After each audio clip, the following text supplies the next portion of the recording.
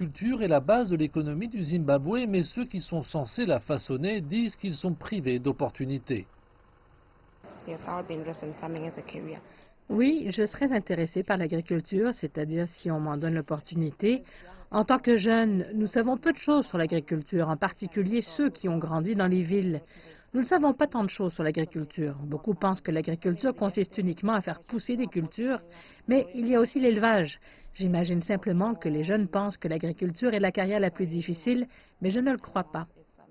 La production alimentaire est en chute libre ici, principalement à cause de la météo instable, mais aussi parce que le travail dans la production est rare.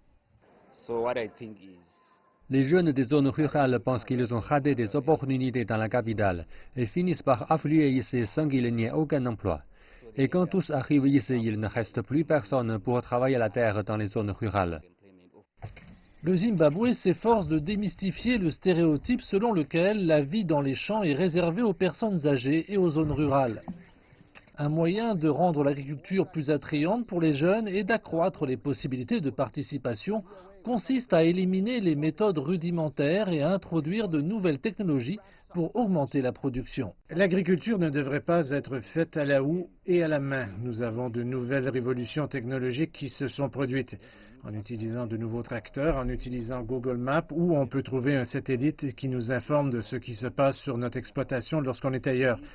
Nous devons intégrer la technologie à l'agriculture, ce qui nous permettra de retrouver le statut de grenier du Zimbabwe. Le gouvernement essaie de responsabiliser les jeunes. Ce que nous voyons être la solution pour nous, c'est la bonne formation. Vous savez que nous avons des centres de formation professionnelle au sein du ministère de la Jeunesse. Nous avons des centres de formation au sein du ministère de l'Agriculture. Je pense que nous devons commencer à former nos jeunes afin qu'ils soient des entrepreneurs dans le domaine agricole. Cette démarche devrait garantir le succès des jeunes agriculteurs ainsi qu'un Zimbabwe autosuffisant.